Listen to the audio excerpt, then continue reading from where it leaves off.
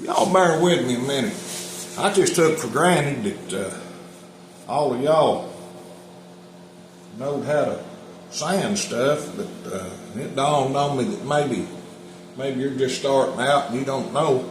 Now, I've got a sander in there on the bench. You've seen that in the tour. I keep these drills around here with a drum on them. A couple different sizes. I'll get back in some little inside radiuses. And I just keep a sanding drum on there. And you get it moved down there pretty close. And you got to hold the thing straight up and down. And I'll go in there to the disc sander, and I'll put the radius on this edge here with it. But now that's how thick we was sewing. Is that right there? That just gives you an idea. I might get it done with this one. I don't know.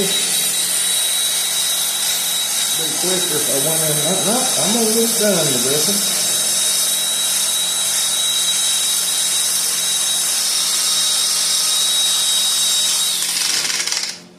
There we go. Put that back in there.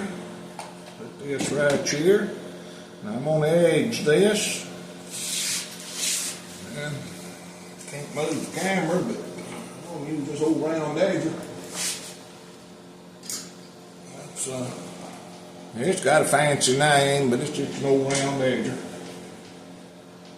I'm going to take that edge off there. I'm going to tell y'all something. You starting out in this, your project ain't done, you got them edges done. There might be folks out there want to argue about that. That's just like I feel a belt ain't done unless it's got a liner on it. Unless it's got backing on it. People pay that kind of money and they want a good high quality belt. And that thing ought to have a liner on the back of it. If you don't put it on there, well, you're just cheapskate as far as I'm concerned. You say, well, it costs more money. It does. But you make a better product.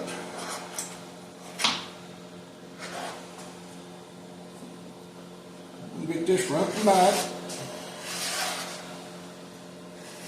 Rub down there good. Or edged off here good. Looking pretty good.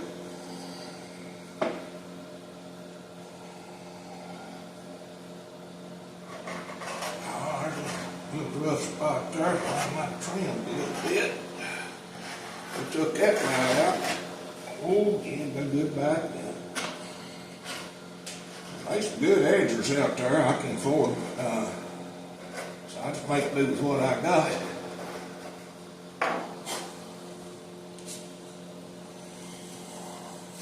That's where we're at right now. Now, like I said before, I like to dye my edges before I rub them. That way I can get that blamed dye all over my hands and smear up everything in the world with it. And that's a lot of fun. I enjoy that.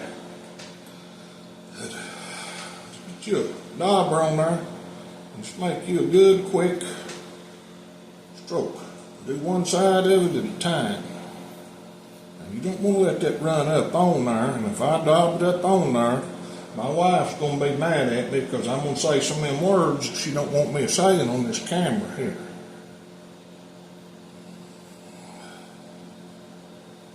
Alright, we got that front side. Now let's get that back side. That little white line there, that little white line there don't look good. So we're going to come in here and we're going to cover that up. Like that. And we're going to come back, dial back down there pretty good. That looks like a little bit of one of them glue lines I was telling you about there earlier. And being with something this thick, it's hard not to get a glue line in.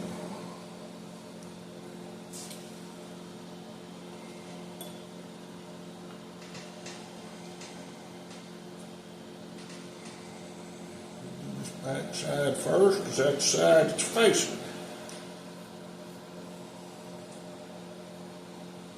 Flop her over, and we'll do this side.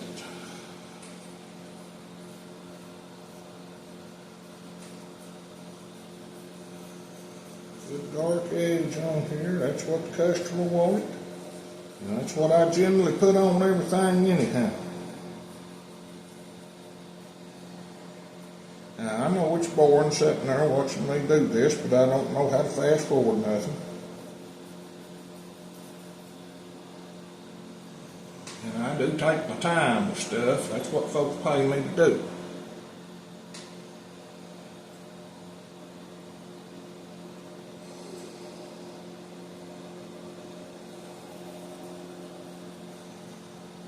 Old leather soak up a lot of dye like this.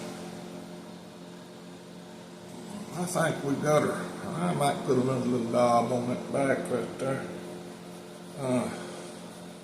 It soaks it up. It'll get darker when I rub it. Put a lid back on that before I knock it over. That blind cat does. Well, he's sitting over in the chair. He ain't bothering nobody.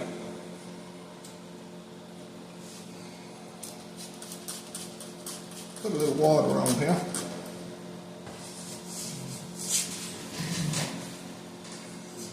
Get that bar of soap sitting over here.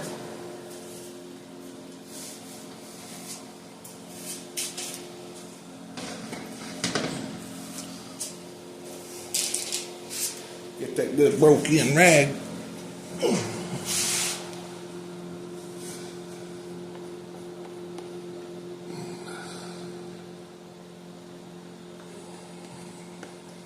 And rub that on there a little bit. And we're going to take this here and we're just going to rub that.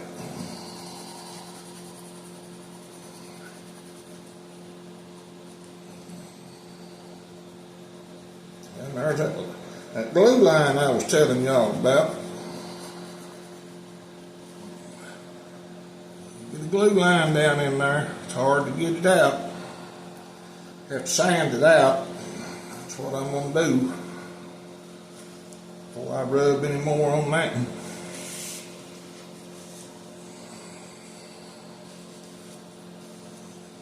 Some water in here. A little bit of this old soap. It don't take no great lot. I'm hoping this side here I'll be able to show you another high-tech tool. But you might have one, you might not have one. They're kind of hard to come by. My son's out there beating at the door, so if he comes in, don't y'all worry nothing about it. He's my high-tech man. He handles all the advertising and stuff around here. And come in, son. My son is here. And I've lost my high-tech tool I was going to show y'all. Well, here it is. Ain't everybody got one of them there, but now that's a high-dollar tool. It really is. You're going to be able to figure out what it is. It's got a groove cut right up here for doing the edges of belt stuff. This fork, natural fork, and that deer horn, that hits my wide spots like this right here. What it's going to do is round it, shine it up a little bit, put a little pressure on that, smooth out them spots that's in there, rounds it off. Lay that side on there. And that's kind of what we want to look at. Hand me that knife right there in that case, son. I want to show y'all one more thing before we call this done. Don't you dare drop this high-dollar set, sucker. That's going to go right down in there. Oh, let's get that behind it. You see now how it fit? And how this is going to come over and have a snap right there. Now, as far as videoing goes, folks, that's what we got. It's all but finished. Thank you very much for coming to watch. I hope you learned something. You come back and visit with me another day and I'll show you something else.